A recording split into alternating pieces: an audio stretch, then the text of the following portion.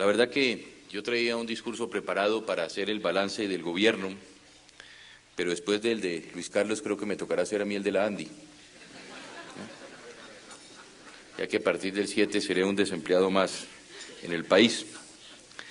Queridos empresarios industriales de Colombia, hemos soñado juntos, hemos trabajado juntos, hemos construido juntos durante estos 4 años, intentando siempre acercarnos a esa meta ideal del país que queremos, en paz, progresando y con justicia social. Tal vez si hace 4 años Gustavo y yo les hubiéramos expuesto como metas posibles algunas de las que hoy les voy a resumir en esta exposición, muchos nos hubieran tachado de locos o de ilusos. Porque ¿quién iba a comprometerse en medio de una economía en franco declive y un duro conflicto interno a bajar los intereses en más de 34 puntos? ¿Quién se hubiera atrevido a decir que podíamos liberar la banda cambiaria sin causar una devaluación masiva? ¿Quién hubiera apostado a una inflación de un dígito durante 3 años? ¿Quién imaginaría que la recesión más difícil de nuestra historia en los últimos 70 años sería seguida de 3 años seguidos de crecimiento por encima del resto del continente?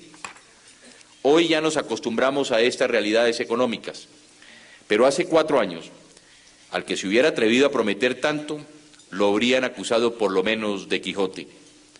Una acusación que es más una honra que una crítica, porque solo los Quijotes alcanzan alguna vez la posibilidad de la utopía. Por fortuna, en este sueño, Gustavo y yo no estuvimos solos.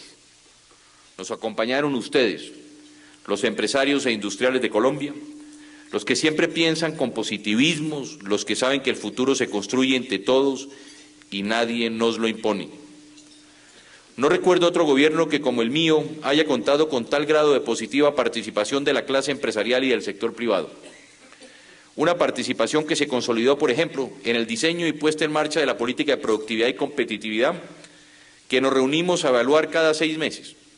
Una participación que se concretó en misiones internacionales conjuntas con el gobierno para estimular la inversión extranjera y buscar nuevos nichos de mercado.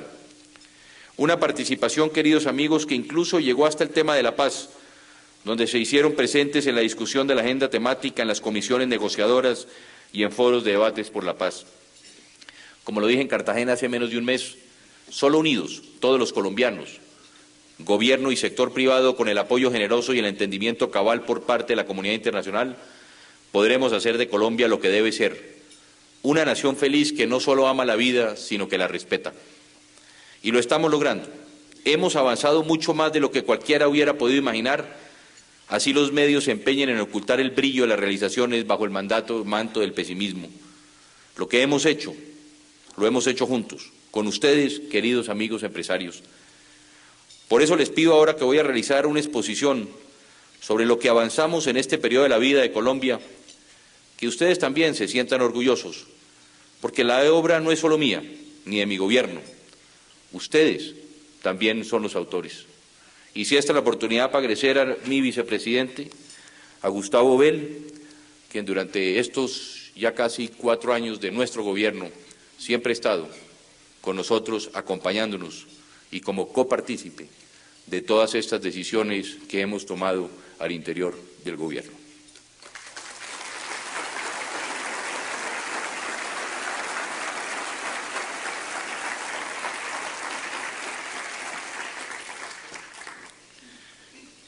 Yo voy a hacer esta disposición en buena parte la misma que hemos hecho ante otros colegas empresarios, ante el Congreso de la República. Y buena parte lo que tratamos es de partir de dónde estábamos, dónde nos encontramos en agosto de 1998. A veces tenemos una memoria corta. ¿Qué hicimos durante estos 4 años? Y al final quiero hacer una breve exposición en lo que yo creo, de forma personal, debe ser el país y lo que debemos hacer en los próximos años. Hoy quiero referirme en primera instancia a estos 6 temas. ¿Cómo logramos la estabilidad económica? ¿Cómo logramos más eficiencia en el gasto social, en mejorar nuestra infraestructura y el apoyo a la producción? El tercer tema es cómo y de qué forma recuperamos. Ya creo que en estos sábados hizo una buena intervención nuestra confianza internacional. cómo le apostamos a la paz, cómo y de qué forma fortalecimos nuestras fuerzas militares y de policía, y al final el balance de lo que considero es la empresa Colombia en los próximos años. ¿Cómo logramos en primera instancia la estabilidad económica? ¿Qué encontramos? Remitámonos a agosto de 1998. Un déficit fiscal cercano al 6%, con una tendencia al 7%. Una economía que estaba en franca decadencia. Ustedes mejor que nadie, agosto del 98, pagaban tasas de interés superiores al 50%. El desempleo era creciente. Recuerdo yo en la campaña de 1994 que la tasa de desempleo en Colombia era del 7.4%. En 1998 era cerca del 17% y con una tendencia hacia el 20% como efectivamente llegó a finales de ese año. Una inestabilidad cambiaria. Recuerdan ustedes que la banda, como dicen los economistas, estaba pegada al techo. Había un deterioro acelerado del sistema financiero. Este es un tema que ni siquiera en la campaña electoral del 98 fue tocado. La banca pública estaba en crisis, la banca privada estaba en crisis, la banca hipotecaria estaba en crisis, el sistema cooperativo estaba en crisis y fue posiblemente lo primero que tuvimos nosotros que asumir. Nos tocó la crisis asiática y la rusa. Encontramos las relaciones internacionales en su peor momento. Y para redondear, doctor Luis Carlos, 25 de enero de 1999, el terremoto del eje cafetero. ¿Qué fue lo primero que hicimos? El ajuste fiscal fue la base de nuestra política para restaurar la confianza y el crecimiento. 1999 llegamos al menos 5.4%, en el 2000 al menos 3.4%, 2001 menos 3.3%, y la meta para este año esperamos que sea del 2.6%. ¿Cómo hemos disminuido el déficit fiscal? Ustedes recordarán, y por eso yo también lo decía en el Congreso, hemos hecho las dos reformas tributarias, la de 99 y la de 2001. Lo primero que hicimos fue una drástica reducción en los gastos del gobierno, en lo que correspondía a funcionamiento, y trajimos y redujimos a la mitad lo que eran los gastos de inversión.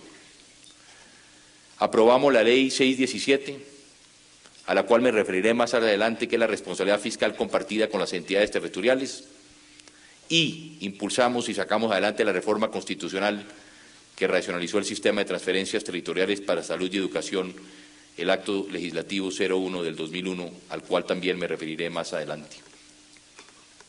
Miremos qué pasaba en el frente externo.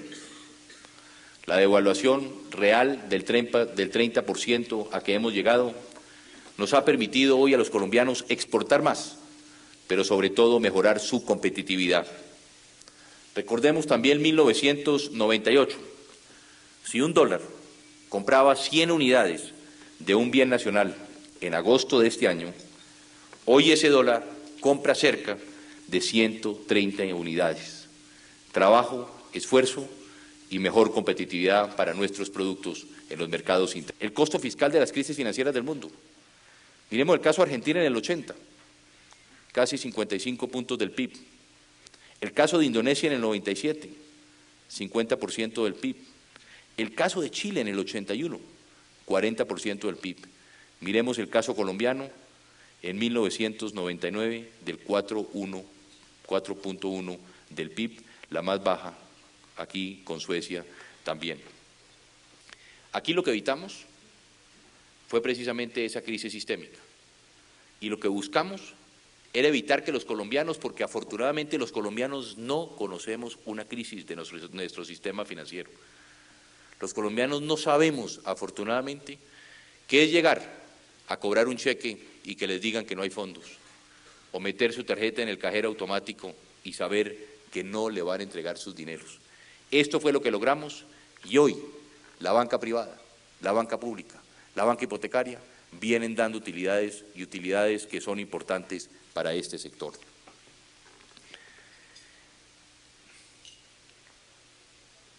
Todas estas políticas a las cuales me he referido, a la seriedad por parte del manejo de estas políticas, la premiaron los mercados internacionales. Yo he dicho que así como existe hoy la globalización económica, también tenemos que pensar en la globalización política. Hoy los mercados castigan demasiado duro y demasiado pronto. Hace algunos años lo que una crisis se podía demorar 2 o 3 años, hoy se puede demorar 2 o 3 semanas. Y que hoy nuestros jueces son efectivamente la percepción de riesgo que se tiene del país. Y eso es lo que hemos logrado nosotros, demostrar ante el mundo. Miremos hoy la percepción que se tiene en Argentina, la percepción que se tiene en el Brasil. Y aquí también yo hago mención al manejo que se tuvo por parte del gobierno frente a estas políticas con relación a los mercados internacionales. A veces los colegas de los medios de comunicación dicen el presidente Pastrana falló en la reforma política. Y yo simplemente traigo a colación la historia. Si ustedes se recuerdan, cuando yo propuse la reforma política, el 90% de las encuestas nos daban la favorabilidad al gobierno. Es decir, que si yo hubiera impulsado la reforma política, hubiéramos logrado más del 90% de la población respaldando la reforma política que veníamos impulsando. Pero desafortunadamente, y también lo tengo que decir, de forma irresponsable, ustedes se recuerdan que la oposición dijo reforma política con revocatoria del mandato del presidente. Inmediatamente se dispararon los spreads del país. Y ahí era cuando el gobierno y especialmente el presidente tenía que tomar una decisión. O hacemos reforma política y la economía no logramos salvarla, o salvamos la economía, trabajamos de la mano con un Congreso y sacamos adelante las reformas que nos permitan al final de los 4 años consolidar nuestro gobierno. Miramos que entre 1995 y 1998 la tasa de desempleo pasa del 7.6 al 16%, llega efectivamente al 20.5%, estamos entregándole al próximo gobierno una tasa de desempleo nacional del 15.4%, necesitamos bajarla y ahí es donde tenemos y necesitamos que el próximo gobierno, con la colaboración de todos, pueda hacer el esfuerzo necesario para buscar aún más bajar esa tasa de desempleo a los niveles que se necesita en el país. Pero todas estas medidas adicionalmente también nos han permitido un crecimiento positivo. Miremos que tuvimos menos 4.2 en el año 99, pasamos al 2.8, 1.6 y 2%. Pero esto tampoco es para alegrarnos. Es decir, sabemos que si el país queremos salir adelante, que si queremos mejorar las condiciones de vida de nuestra gente, por lo menos necesitamos 6 o 7 años de tasa de crecimiento constante por encima del 6% para lograr bajar las tasas de desempleo y buscar de nuevo consolidar nuestra economía. Pero por otro lado también miremoslo de forma positiva. Si nosotros nos comparamos con nuestros vecinos, estamos viendo que el país ha crecido 2 y 3 veces por encima de lo que han venido creciendo los vecinos y por encima inclusive de la región. Estamos hablando de que cuando el crecimiento que se proyecta para la región era de 0 o es de 0 para América Latina, Colombia aspira en la proyección crecer al 2%, el doble. Hemos logrado crecer casi el triple de América Latina, pero tampoco sentimos nosotros hoy pues satisfacción de lo que hemos logrado, pero en comparación con nuestros vecinos tenemos nosotros hoy niveles que son importantes para nuestro país. Y entregamos 220.000 subsidios para menores de 15 años de escasos recursos para que permanecieran estudiando. Lo que significa que frente a la crisis del año 99, cerca de 220.000 niños iban a perder la oportunidad de ir a una escuela. Hoy logramos con estos subsidios que estos 220.000 niños se quedaran en las escuelas, que fue para nosotros uno de los elementos en los cuales quisimos concentrar buena parte de ese esfuerzo. En el tema de la salud, hoy tenemos 3.3 millones de nuevos afiliados al régimen subsidiado, hoy tenemos 11.8 millones para el año 2002 que tienen afiliación al régimen subsidiado de salud. Pasamos de cubrir el 55% de la población con necesidades básicas insatisfechas a cerca del 71%. Algo que fue muy importante en que nos comprometimos con los ministros de salud era mejorar los niveles de vacunación. Hoy tenemos coberturas de vacunación en menores de 5 años del 95%. Y por último, invertimos, a pesar de la crisis fiscal por la cual estamos atravesando, recursos importantísimos para salvar la red pública hospitalaria, cerca de 800.000 millones de pesos que fuimos nosotros mismos los encargados de destinarlos para poder proteger, reitero, todo lo que correspondía a la red pública hospitalaria. Y el otro tema, si alguien ha sido la socia que ha estado acompañándonos siempre, ha sido Nora, a quien también todos los colombianos le debemos nuestro reconocimiento por su trabajo.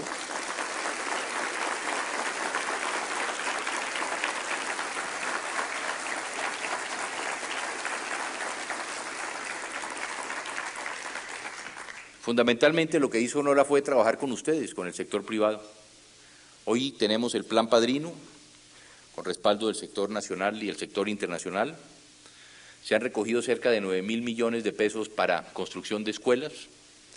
Hoy han construido 52 escuelas con el sector privado y con la cooperación internacional a lo largo y ancho del territorio colombiano.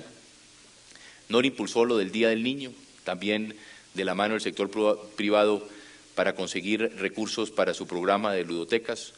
Hoy se van a inaugurar, antes de finalizar el gobierno, 56 ludotecas en el país, y durante el mes del niño, no solamente el día, sino durante el mes del niño, se están atendiendo cerca de 10.000 niños diarios, 10 millones de niños diarios en todas y cada una de las regiones de Colombia, en colaboración con las primeras damas de los departamentos y de los respectivos municipios. Trabajamos en un programa que diseñamos desde la presidencia que se llama Computadores para Educar, que ustedes también, el sector privado, en buena parte han aportado todos esos computadores que a veces tenemos archivados y guardados en nuestras empresas o en nuestras oficinas o en nuestra casa. Hoy tenemos 23.000 computadores que han llegado y que están llegando a los sectores más marginados de nuestro país.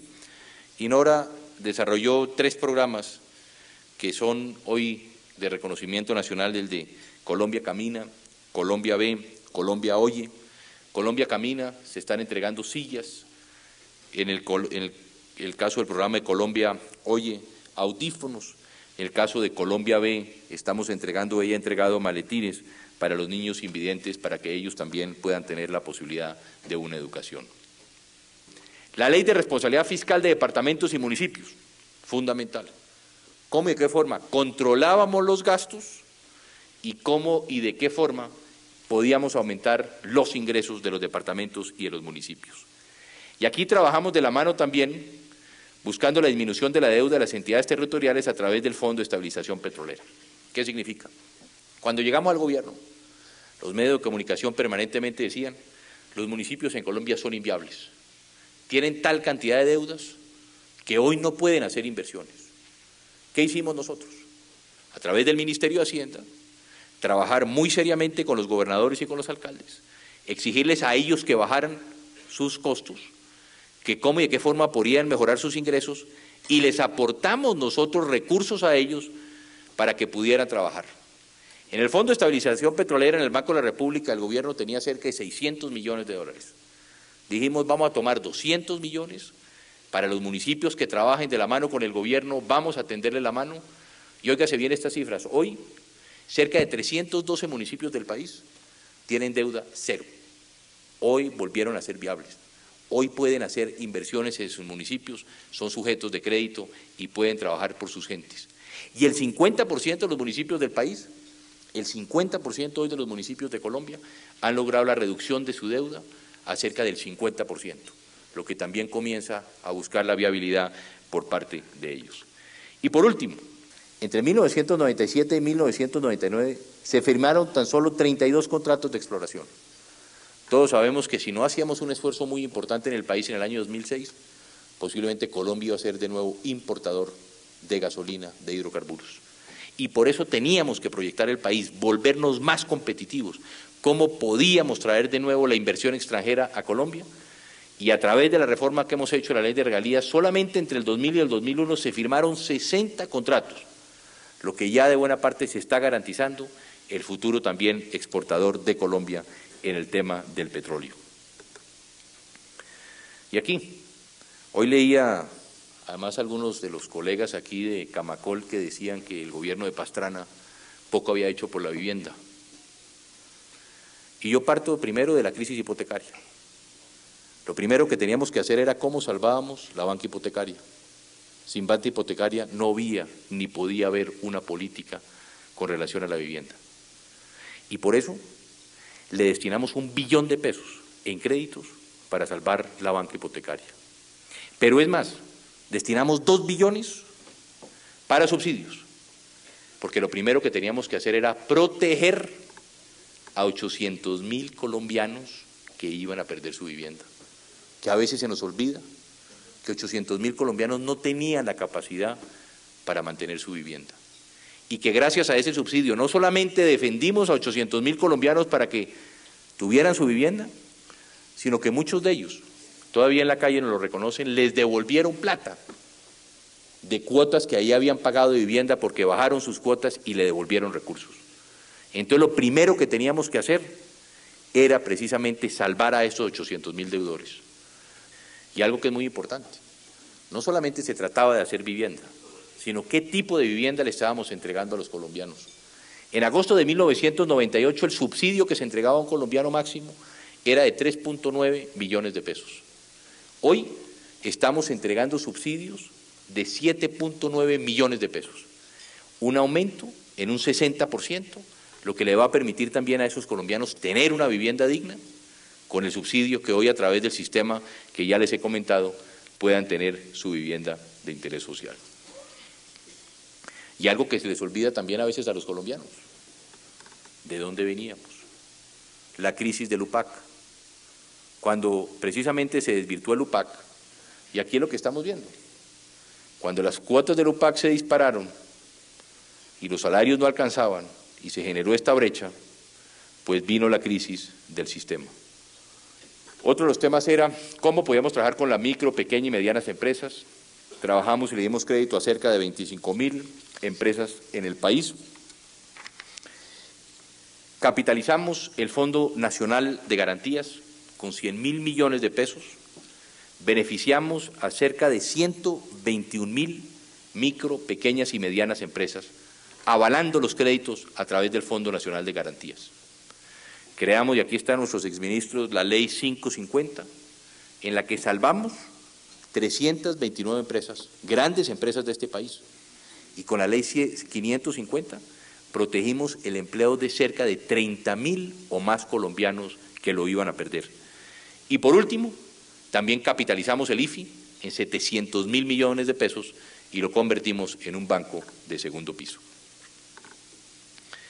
El otro pilar de nuestro plan de desarrollo era cómo y de qué forma podíamos desarrollar una verdadera cultura exportadora. A través de la Red Colombia Compite estamos aumentando la productividad y la competitividad empresarial. Ya lo dije, cada 6 meses ustedes y nosotros, sector privado de gobierno, nos sentamos a hacernos una autoevaluación, saber cómo y de qué forma vamos, qué tenemos que corregir, qué podemos mejorar, fortalezas, debilidades, trabajo conjunto, gobierno y sector privado, en posiblemente uno de los casos que hoy son ejemplo en América Latina. Creamos las 4 zonas especiales de desarrollo, Valledupar, Ipiales, Cúcuta, Buenaventura, con sistemas y regímenes especiales laborales. Hoy estamos exportando más productos a más mercados y le dimos prioridad a las negociaciones internacionales. Aquí está el embajador Moreno, esperamos que el ADPA pueda salir antes de finalizar nuestro gobierno, vamos a trabajar para ello, pero no solamente extenderlo, sino nuestro compromiso fue extenderlo y ampliarlo a nuevos productos y esperamos que el Congreso americano antes de su receso de agosto, ojalá les podamos dar esa buena nueva antes de partir del gobierno. Y algo que también a veces se nos olvida, el campo colombiano. ¿Qué hicimos por el campo colombiano? Destinamos 4.6 billones de pesos para reactivar el crédito agropecuario, para volver a convertir al campesino que estaba abandonado en sujeto de crédito.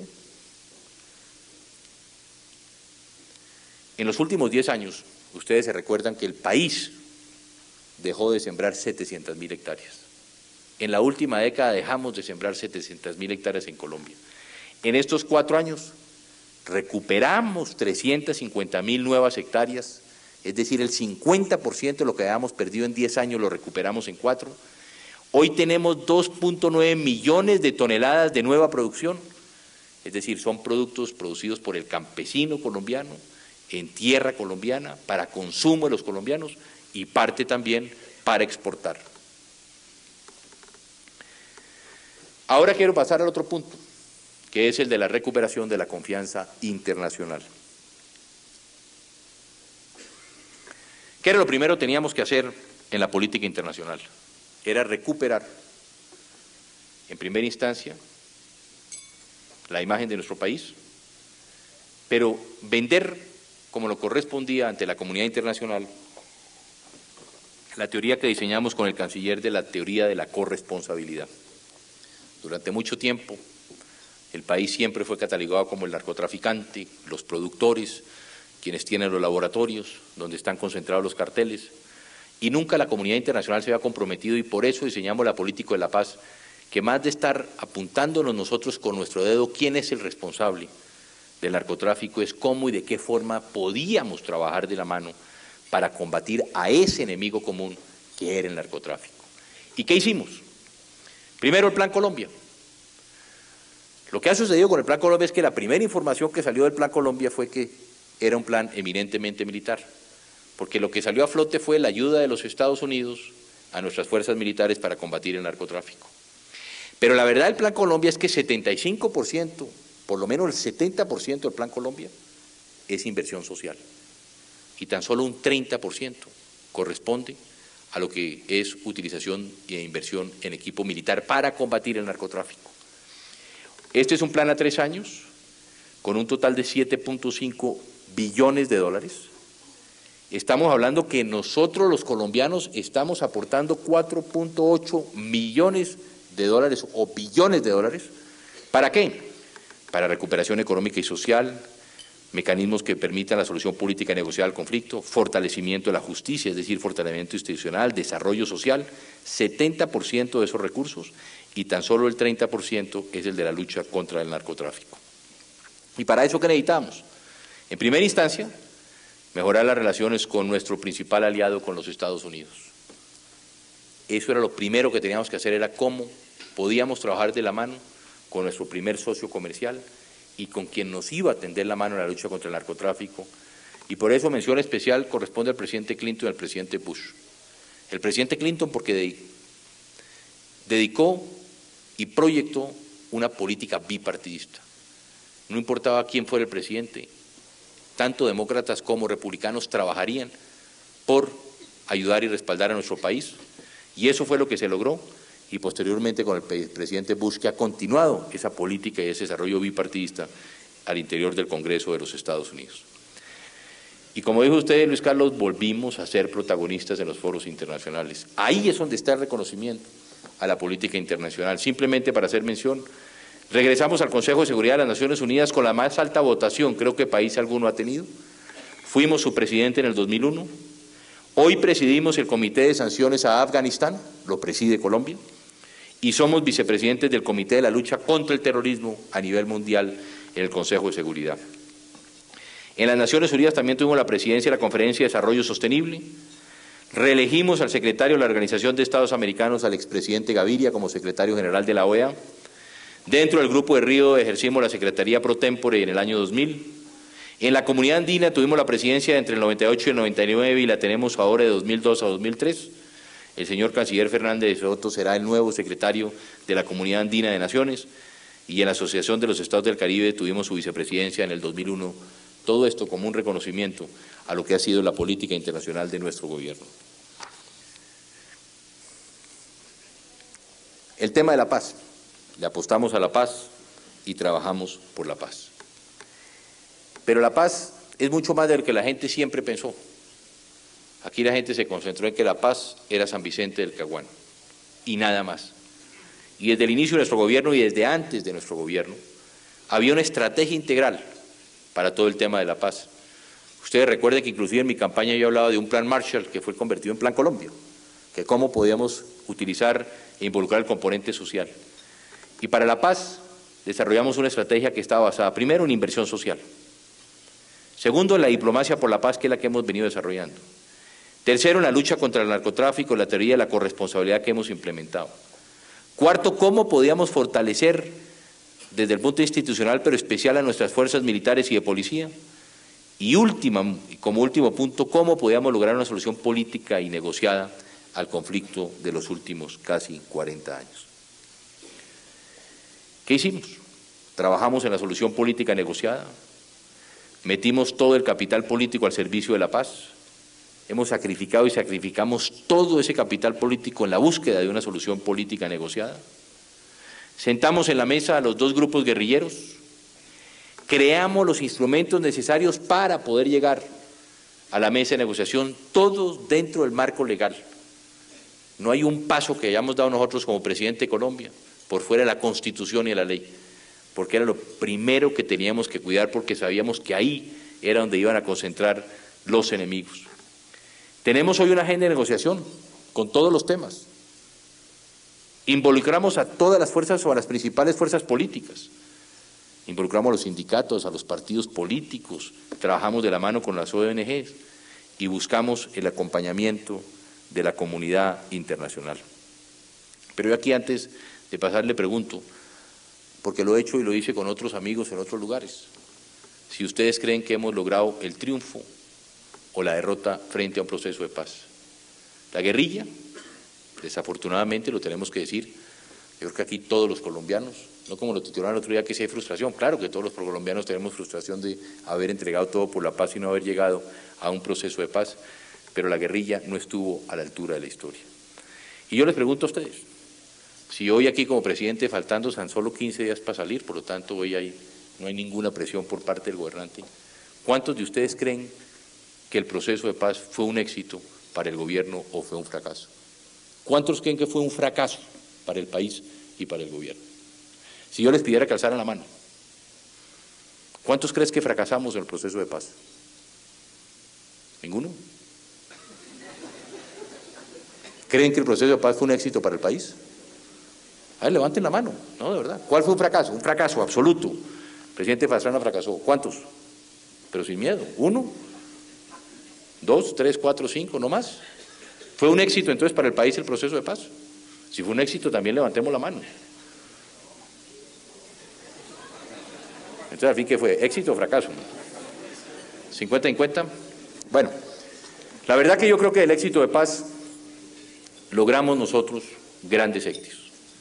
La guerrilla toma la decisión de irse por otro camino, atacar nuestra infraestructura, secuestrar aviones, bicicletas bombas atacando a la población civil, voladura de nuestros puentes, de nuestra infraestructura vial, ataque inclusive a ambulancias violando los derechos humanos y el derecho internacional humanitario. Pero miremos qué obtuvimos de los procesos de paz. Y por eso yo digo que fue mucho lo que avanzamos en estos 4 años en el tema de la paz.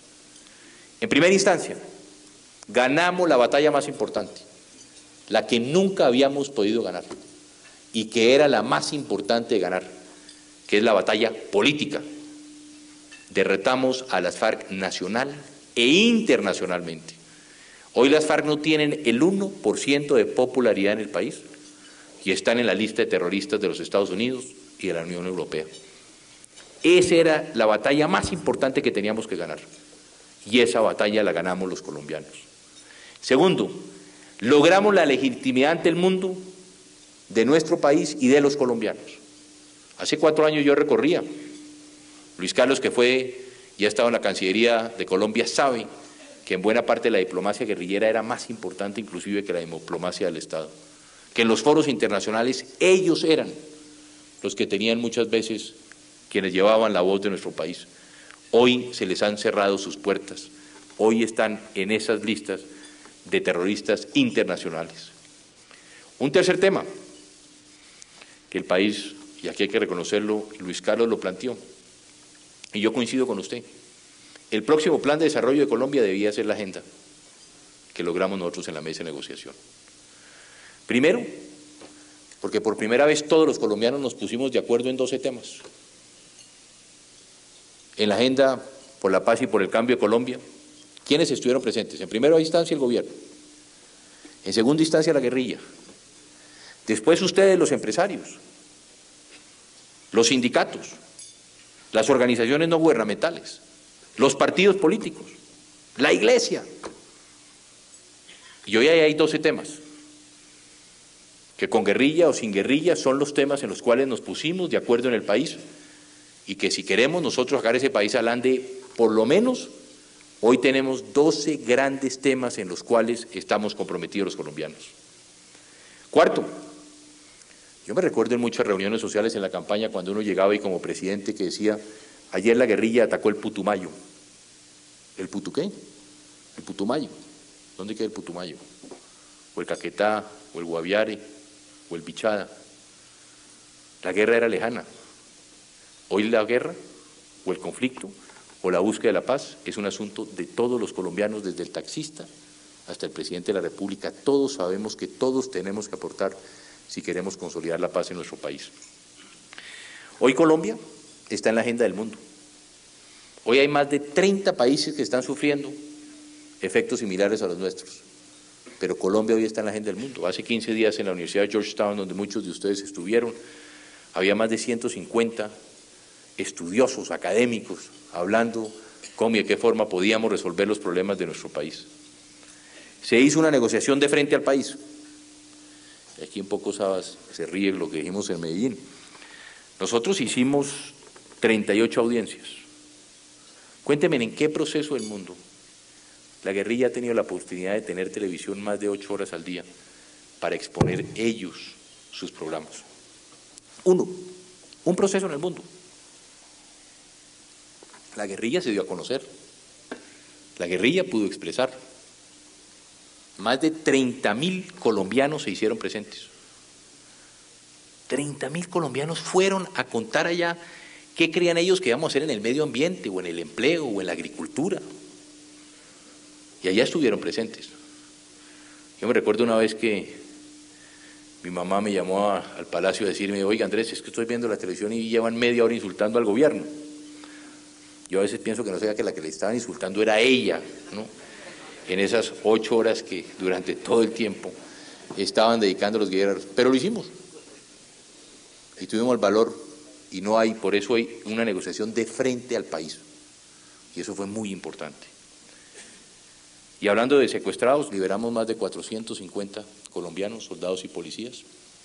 Y aquí hay que hacer un reconocimiento. Hoy estaba mirando las cifras, entre 1999 a hoy, los grupos Gaula de la policía y el ejército están liberando cerca de 700 colombianos por año.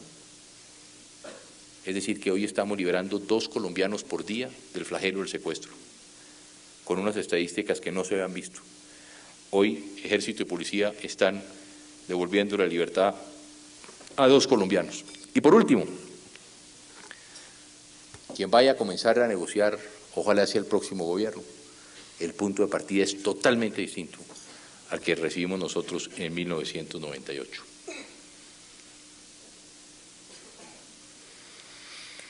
¿Qué le han dejado los procesos al país? Ya lo dije, ganamos en lo político, ganamos en lo internacional, lo estamos ganando en lo militar. Si miren ustedes las cifras, las estadísticas de las operaciones y los resultados operacionales de nuestras fuerzas militares y policía, los números lo dicen por sí solo, y ganamos en legitimidad del Estado colombiano. ¿Fallamos? Yo siempre digo que para hacer la paz se necesitan 2. El gobierno y los colombianos estábamos dispuestos a hacerlo, la guerrilla tomó otro camino. Y segundo, que tenemos que entender, el problema no son 3 años de proceso de paz, sino son 40 años de conflicto interno que hemos vivido y que estamos viviendo los colombianos. Modernizamos a las Fuerzas Armadas como nunca en Colombia. Hoy tenemos más soldados, mejor movilidad y una política muy clara frente al respeto a los derechos humanos al interior de la institución. Pasamos de tener 22.000 soldados profesionales en 1998, hoy tenemos 55.000 soldados profesionales. Pero estos soldados profesionales, dentro del Plan Fortaleza, que año a año aspiramos a que se puedan ampliar en 10.000, estamos hablando que en los próximos 3 años podríamos llegar a cerca de 90.000 soldados profesionales, pero soldados profesionales con todas las garantías laborales y prestacionales. Cuando llegamos al gobierno, un día revisando con el general Tapias y Mora, el soldado profesional simplemente firmaba un contrato sin prestaciones, no tenía ninguna prestación laboral, ninguna seguridad social, y al año se retiraban a un costo muy elevado para las fuerzas militares. Hoy son soldados que gozan de todos los beneficios laborales como cualquier colombiano. Pasamos de tener 4 helicópteros artillados, 4 a 16 con la última tecnología, y pasamos de 76 a 175 helicópteros de transporte. Y esto es muy importante, porque antes posiblemente lo que un grupo, un batallón de soldados se demoraba en llegar a un sitio que han sido atacados 5 horas, hoy se demoran 5 minutos. Cuando atacan en algún lugar, Los soldados, si van por tierra, tienen que cuidar las minas quiebrapatas, tienen que cuidar de que no tengan una emboscada, tienen que tener y tienen que ir marchando, tienen que abrirse, en fin. Hoy, con esta capacidad que tenemos, podemos movilizar muy rápidamente un número muy importante de soldados donde haya sido y donde esté siendo atacada la población civil. Pasamos de 3 a 7 brigadas móviles, que son las que estamos distribuyendo ya en algunos departamentos, y pasamos de 1 a 25 marinas. Aquí quiero resaltar que cuando llegamos nosotros al gobierno, la infantería de Marina, en la cual hay cerca de 12.000 soldados, no estaban comprometidos ni en la lucha contra el narcotráfico, ni en la lucha contra la subversión.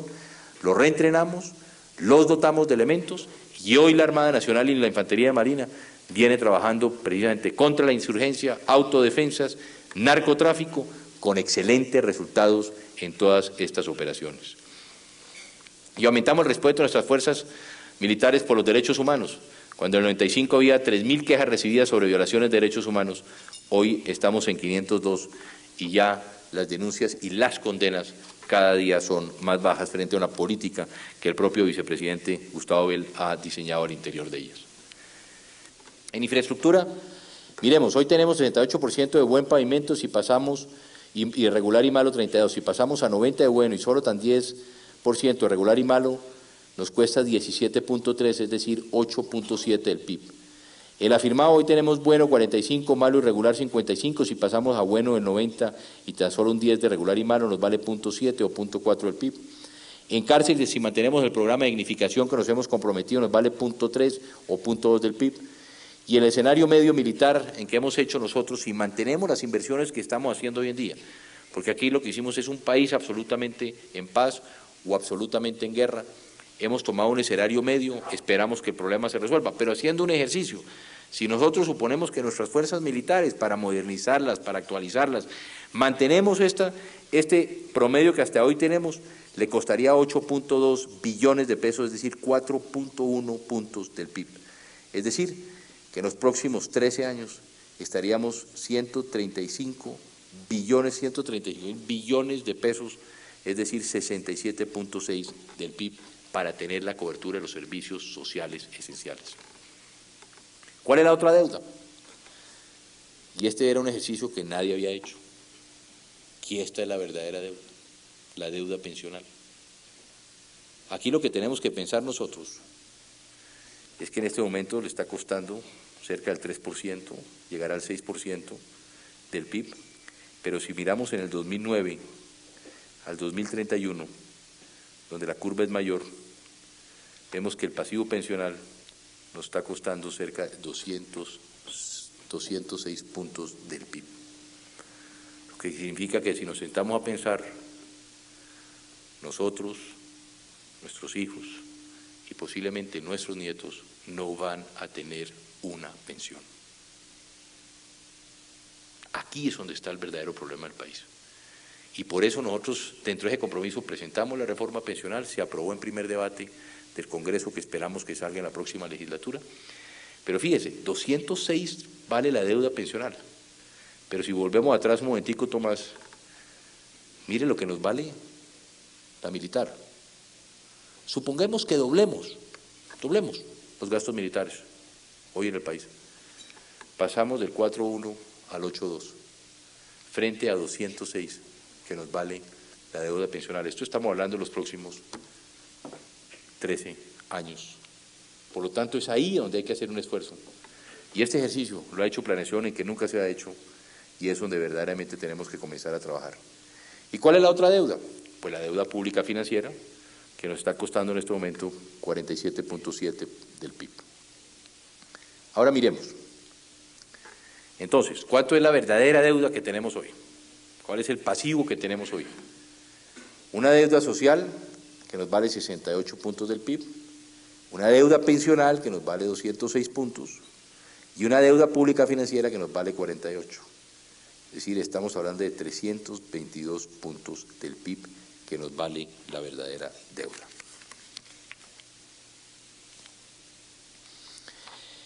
¿Qué pasa si no pagamos? Pues si la deuda social no se paga, habrá más pobreza para los más vulnerables. Si tomamos la decisión y no pagamos la deuda pensional, habrá más pobreza entre los viejos. porque nadie va a tener una pensión. Y si no pagamos la deuda pública financiera, pues la pobreza será de todos los colombianos. Entonces, la idea es, ¿podemos encontrar nosotros soluciones para pagar todas estas deudas? La social, la financiera, la pensional. Porque el escenario, cuando lo ve uno, pues es muy negativo y es muy pesimista. ¿Con qué contamos nosotros entonces los colombianos para pagar esta deuda de esta empresa Colombia? Miremos, ¿cuáles son nuestros activos? El primero, el talento humano, la laboriosidad, el ingenio de la gente. El talento de los colombianos más o menos es 260% del PIB. Es lo que vale el talento de los colombianos. Nuestros recursos naturales. Entre recursos naturales hablemos de suelo, biodiversidad, minerales, agua, espectro electromagnético, orba gestacionaria. ¿Cuánto vale? Los datos que tiene hoy el Departamento de Planeación es que nuestras reservas minerales valen 40% del PIB, lo que actualmente tenemos. Pero ¿cuánto vale nuestra biodiversidad? Si mañana en una de las ranitas que vimos antes, o en una de las lagartijas, los investigadores del genoma encuentran que en ellas existe el elemento para evitar el cáncer, ¿cómo podemos cuantificar la biodiversidad de nuestro país? Partamos de la base que Colombia es el segundo y posiblemente el primer país con mayor biodiversidad en el mundo.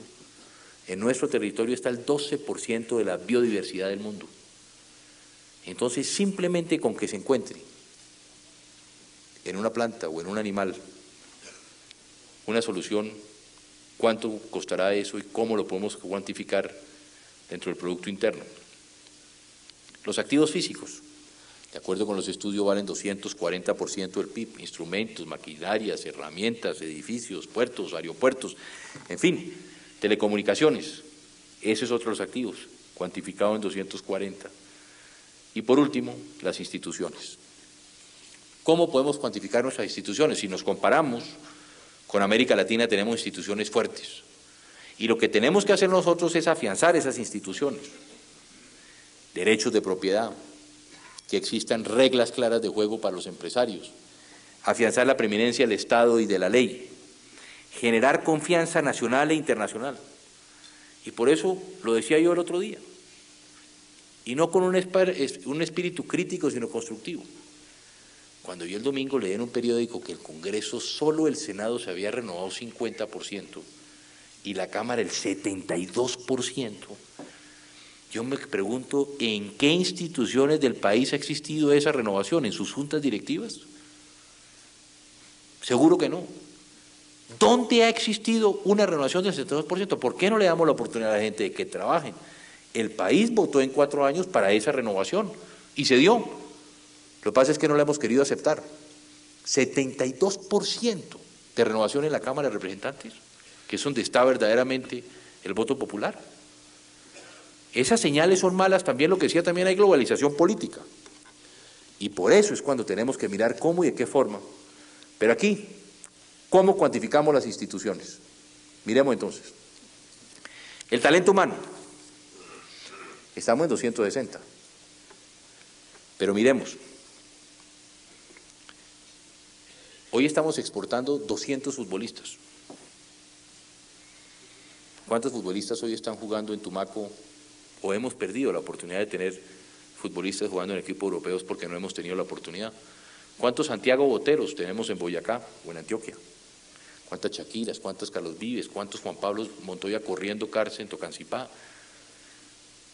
Entonces tenemos que sentarnos, ¿cuántos Boteros hoy que están por las montañas de Antioquia caminando? Este talento humano yo creo que todavía inclusive podemos aumentarlo, pero mantengámoslo en esto, en el 260. Las reservas minerales en 40% del PIB, 40 puntos del PIB. La biodiversidad, cuantifíquela como ustedes quieran. ¿Cuánto? Los activos físicos están cuantificados en 240. Las instituciones, si sumamos aquí hay 540 puntos del PIB en los activos que tenemos en nuestro país, frente a unas verdaderas deudas de 322.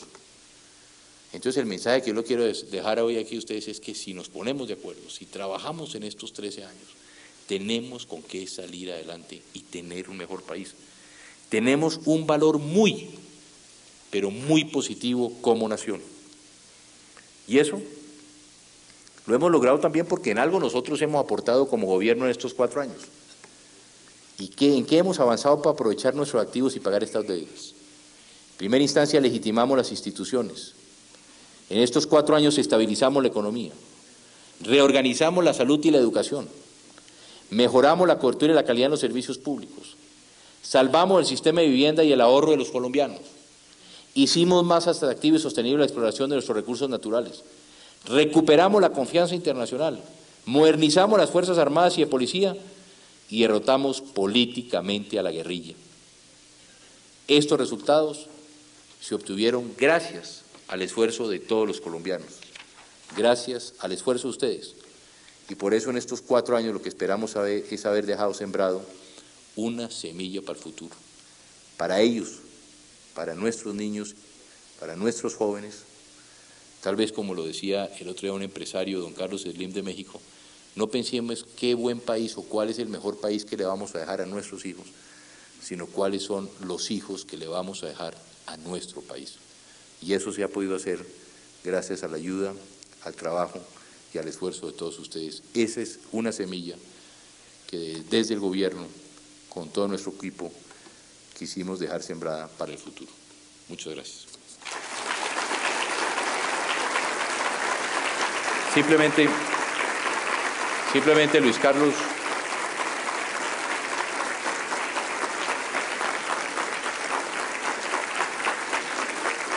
muchas gracias.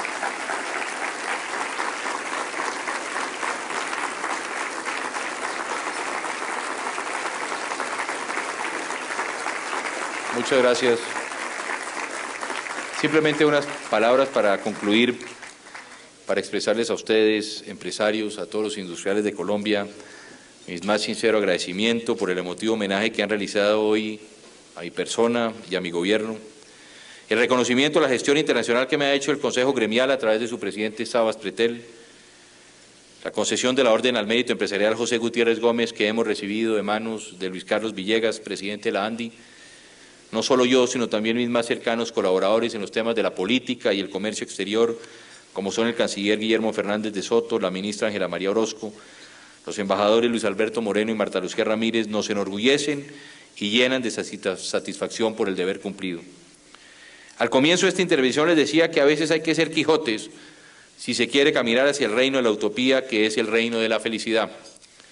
Por suerte, conté con la compañía de esos inmejorables Quijotes que lucharon conmigo por devolver a Colombia el puesto de privilegio que merece en el escenario internacional y para promover nuestro comercio exterior y con él el empleo para cientos de miles de compatriotas. A ustedes, queridos amigos, también fueron los mejores Quijotes y gracias a ustedes y a su seriedad y compromiso con el país, hoy podemos presentar estos resultados que nos enorgullecen. Un especial homenaje de gratitud quiero hacer a un gran amigo, cuya labor es reconocida por toda Colombia, como es el doctor Luis Carlos Villegas. Su visión de país, su positivismo, su empuje, su grandeza humana son ejemplo de los mejores valores de los colombianos. Gracias, Luis Carlos.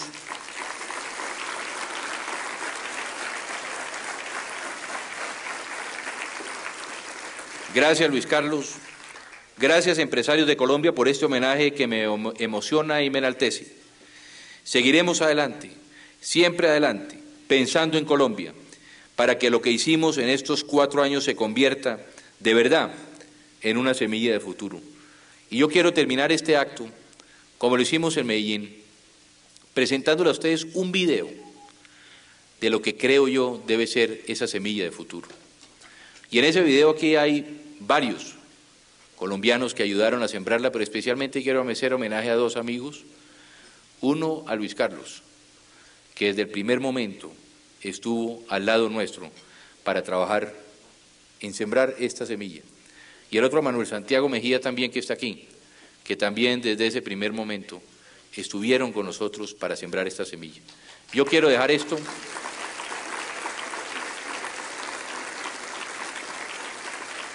Quiero dejar ese video como ese ejemplo de esa semilla que queremos sembrar para el futuro de nuestro país. Muchas gracias.